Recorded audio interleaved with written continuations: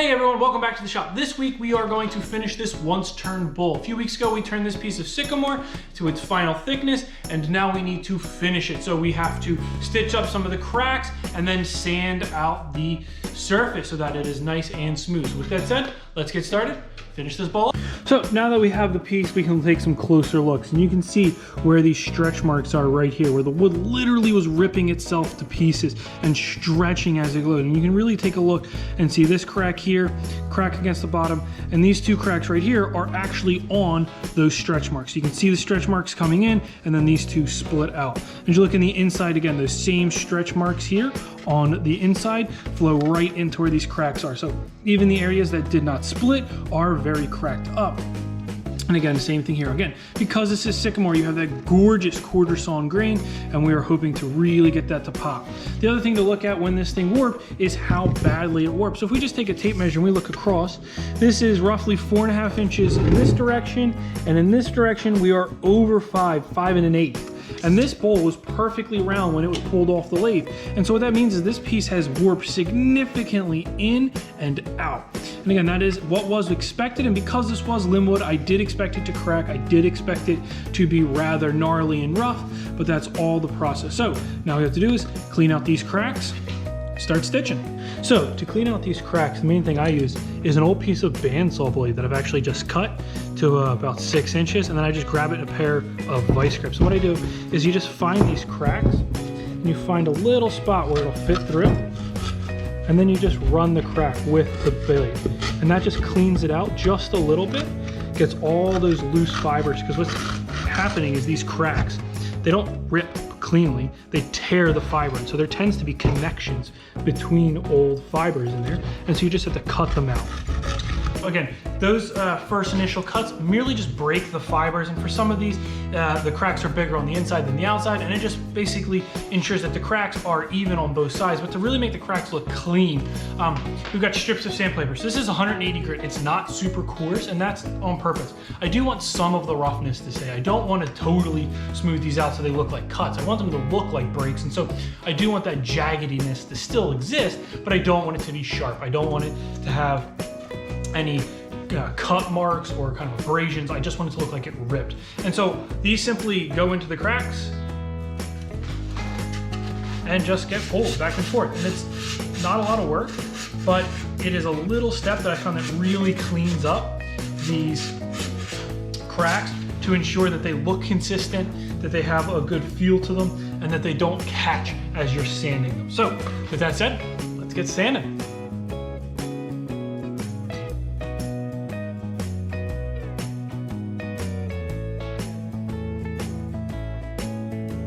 Now comes the stitching part, and for stitching, I like to use a set of calipers set to 1/4 inch, and what I do is I mark out a line on both sides of the crack. And this gives me my stitches. My stitches are now 1/4 inch from the crack. I then find the line at the top of the crack, and I put one mark there, and I put an equal line on the other side.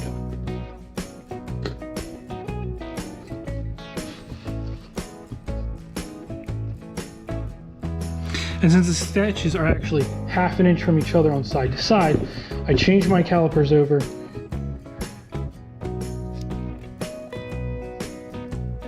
to 1/2 inch. A little over does fine. And then I mark out my stitches on that line. And again, a piece like this, only gonna have a handful of stitches. These cracks aren't that big, and this will have a nice wide stitch pattern where you really get to see the crack rather than the stitches.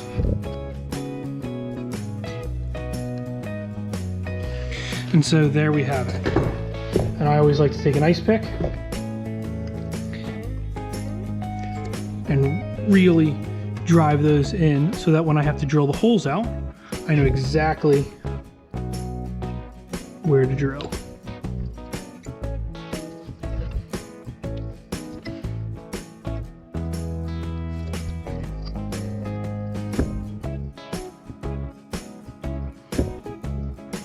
And so as you can see, we now have pin pricks at all of our locations. And now this is where we're now gonna drill it out. So I'm gonna mark up the rest of these 3 stitches where they need to be drilled, and I'll bring you guys back.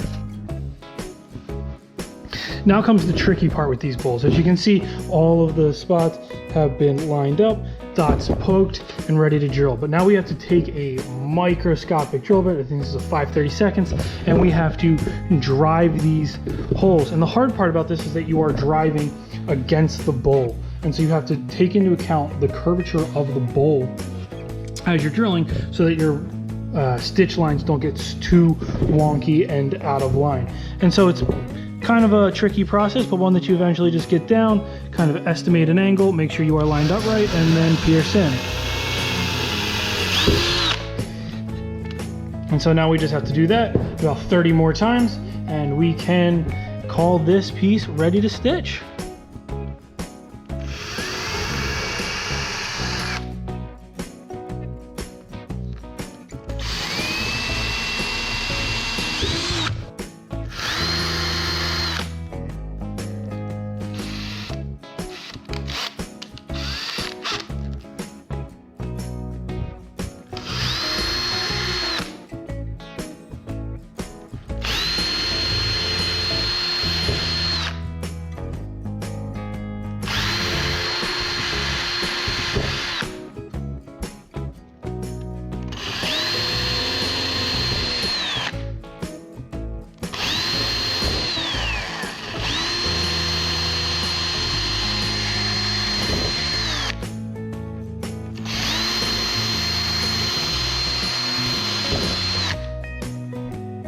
And so here we are back at the lathe, right where we would have been with any other once turned piece, ready to sand. And this piece is going to take a bit extra because of how rough it is. I don't know if you can see it, but you can definitely hear sections like this have a nice smoother appeal to it, and sections like this have a very rough, especially right here, there's a lot of raised grain. So it's gonna take a fair amount of sanding with rough sandpaper, something not common for turners, but when you have a piece that was this wet to start and didn't get that good of a surface finish, unfortunately, because of how out of round this piece is, sanding's the only solution. So we're gonna get the sander out. I'm gonna use a random orbit sander on the outside and for some of the inside where I can get in with it. And then with the rest of it, it's going to be the drill sander and hand sanding. So let's get started.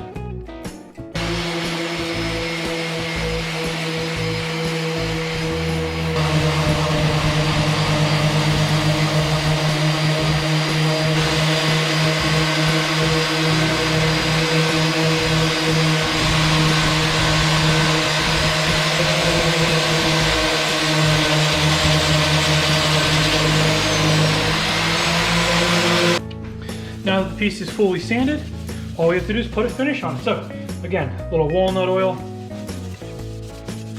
really makes this grain pop. And again, with the quarter sawn sycamore, you really do get that gorgeous,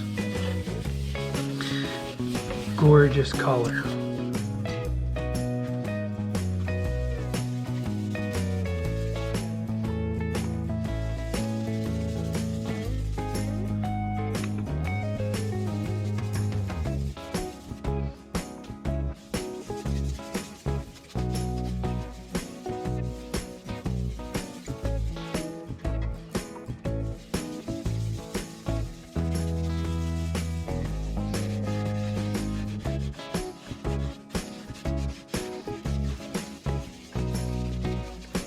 So our chucks are switched. Now all we need to do is mount the bowl. And the way I turn all my bowls is I always make sure that I push the tail center into the bottom even after I get a clean cut, which leaves a small indentation of that tail center mark.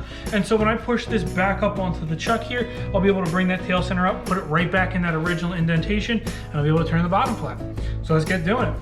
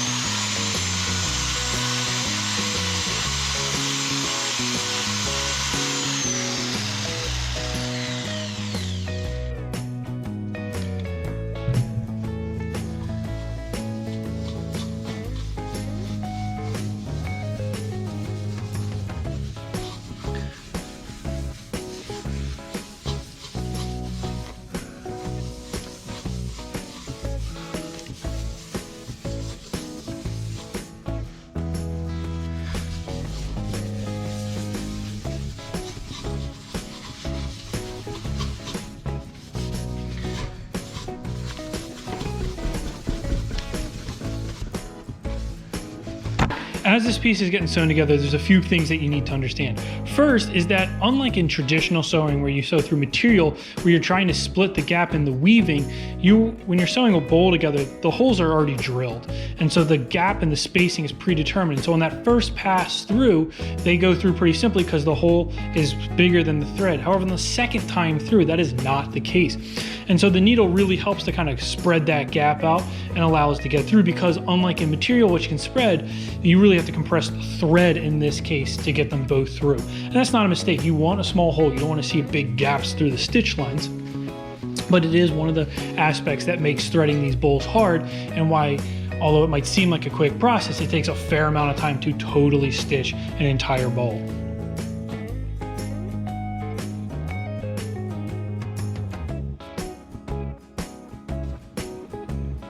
And here it is, our finished piece. Again, looking much cleaner and much more interesting than we started off today. Again, you can still see those stretch marks coming through where the wood almost tore itself apart. You can see the cracks where it did rip itself apart and we stitched it back together. Again, some areas where there was minor cracking that we let live. And then again, that gorgeous difference in tone between the heartwood and the sapwood kind of really echoes the quarter sawn grain and the natural effect that this wood has. Also interesting, and part of the best part about this, I think, is that natural bark on edge. Only can get that with wood that is turned fresh, and so this is one of those pieces that is one of a kind. Definitely an interesting one. So if you like this project, like the video. If you like the channel, please subscribe to watch more videos. And always, everybody, have a wonderful day.